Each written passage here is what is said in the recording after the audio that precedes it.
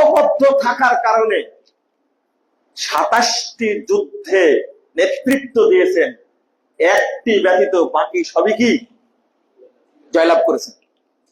বদরটাই ধরেন, কিসের কারণে? অস্ত্র নাই, ঘোড়া নাই, জয়লাভ করলেন কেন? আল্লাহর রহমত নাজিল করেছেন, আসমান থেকে আল্লাহ ফেরেশতা পাঠিয়ে দিয়েছেন। আপনাকে দিবে কেন? আপনারা নিজেরাই তো এক হতে পারেননি। আচ্ছা, এখনো কি ফেরেশতা আসতে পারে না? অবশ্যই পারে। আসে না কেন ফেরেশতা?